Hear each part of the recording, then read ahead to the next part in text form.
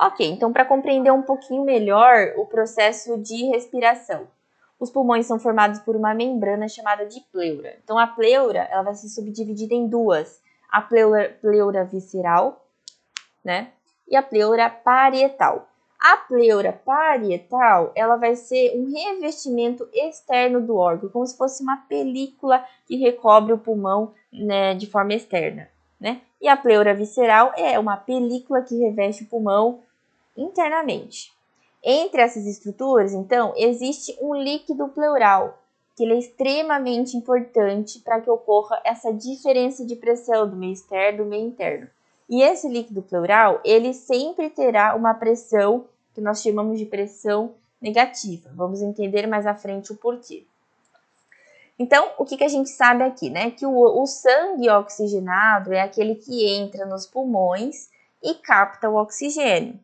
Já o sangue que passa pelos tecidos e liberam esse oxigênio vai ser chamado de desoxigenado.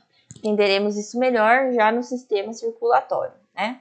Então, os pulmões vão apresentar vasos linfáticos superficiais e profundos.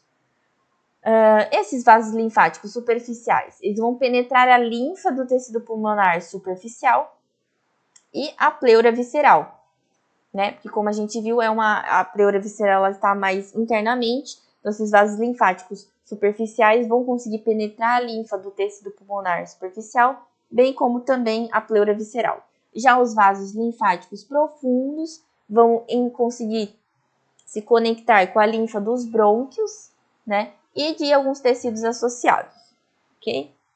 Qual que então é essa diferença, né, que eu havia comentado para que a gente entenda perfeitamente o processo de respiração? É a gente compreender como funciona essa questão da pressão e do volume, né? Então, dentro da química e da física, existe um estudo, né, uma lei que nós chamamos de lei de Boyle-Mariotti, que é a lei que diz o seguinte, que a grandeza pressão e a grandeza volume são inversamente proporcionais. O que isso significa? Significa que se eu aumentar a pressão de um recipiente, o volume dele diminui. Ou se eu diminuir a pressão desse recipiente, o volume aumenta. E por que isso é importante, né? Isso é extremamente importante para que ocorra a diferença de pressão e entrada e saída do ar. Então vamos pensar no processo de inspiração. Como que o ar entrou? Eu aumentei o volume da minha caixa torácica. Então vamos pensar, se eu aumentei o volume, a pressão ela tem que diminuir.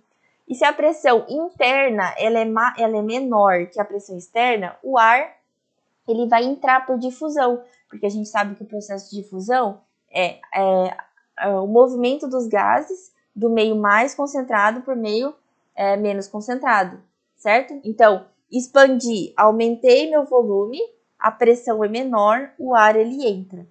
No processo de expiração, diminuí o volume e aumentei a pressão. Se a pressão interna ela é maior que a externa, o ar vai sair, né? Porque ele tende a ir por um processo ali de difusão, ok? Certo. Durante, então, o processo de inspiração, nós temos que a pressão alveolar ela é ligeiramente menor que a atmosférica, né? Isso é importante, né? Porque para que o ar ele entre, ela tem que ser menor que a atmosférica. Então, aproximadamente aí, pressão atmosférica menos 1 milímetro de mercúrio. E durante o processo de expiração, né, a pressão alveolar ela fica um pouquinho maior, né? Para que o ar ele consiga sair. Então, nós temos aqui a junção da pressão atmosférica com 1 milímetro de mercúrio.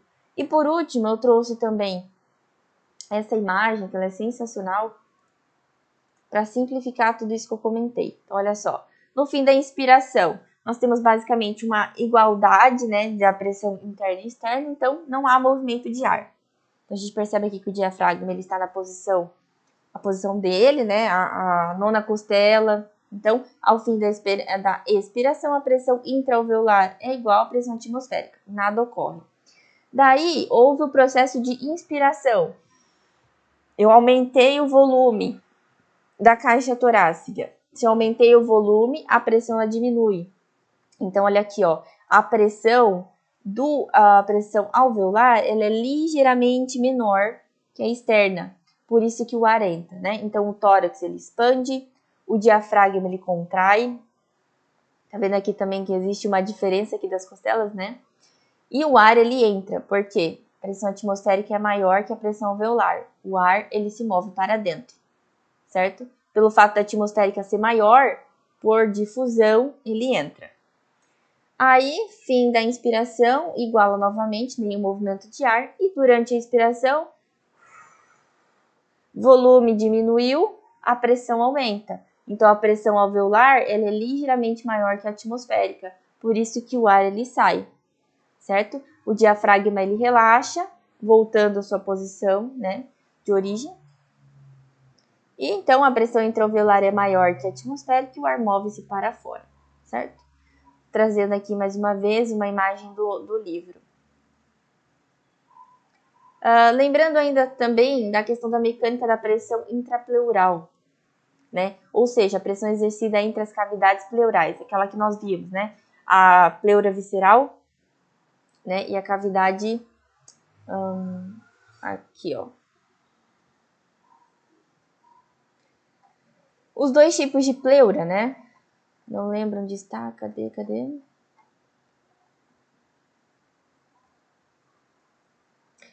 Enfim, a pleura parietal, né, e a pleura visceral. Então, essa pressão ela é sempre considerada negativa. Mas por que ela tem que ser negativa? Vamos entender. Os pulmões, eles querem sempre se retrair devido a uma força elástica, né, que o puxa para dentro, ou seja, para o seu posicionamento de repouso. Então, vamos pensar na energia potencial elástica, uma mola. Se a gente estende a mola, ela tende a voltar para a sua origem. Então, é basicamente isso que acontece com o pulmão. Quando ele se expande, ele quer voltar para sua origem de repouso. Então, existe essa força elástica que o puxa para dentro. Já a caixa torácica, ela quer se expandir e ela apresenta uma força que a puxa para fora. Então, enquanto a caixa torácica quer se expandir, o pulmão ele quer voltar a seu estado de repouso. Então, dessa forma, essas forças opostas, elas criam uma pressão negativa na cavidade pleural, o que mantém os pulmões aderidos à cavidade torácica. Então, essa pressão é extremamente importante, justamente por essa diferença, né, de mecanismo entre a caixa torácica e o movimento do pulmão. Então, trouxe aqui uma analogia, né? Vamos pensar em uma seringa fechada, onde você puxa o êmbolo sem deixar com que entre o ar. O que acontece, né? Isso vai criar um vácuo parcial, assim como uma pressão intrapleural. É uma força muito forte, né? Se a gente tentar fazer esse movimento. Então, para finalizar, essa pressão aqui, né, que nós chamamos de pressão intrapleural, ela é sempre negativa, mas durante o processo de inspiração, ela se torna ainda mais negativa. Vamos entender. Em repouso, essa pressão intrapleural ela é em torno de menos 4 milímetros de mercúrio. Na inspiração, onde ocorreu a expansão do pulmão, ela tem que ser ainda mais negativa, então ela vai em torno de menos 6 a menos 8 milímetros de mercúrio. E na expiração, no processo de retomada, né, a posição inicial, por volta de menos 4 milímetros de mercúrio, né? E só uma observação, né? Caso essa pressão intrapleural ela fosse positiva, o que aconteceria? Os pulmões colapsariam, porque não existiria mais uma força de adesão entre as pleuras, né? E trouxe também uma certa situação patológica, né? Que é o caso do pneumotórax, do derrame pleural e também do hemotórax, ok? Então, por hoje finalizamos o sistema respiratório. É um sistema extremamente complexo, tem muito mais coisa para falar, mas eu tentei buscar aqui as principais características, visando cada um dos órgãos, certo? E o processo de hematose, trocas gasosas. E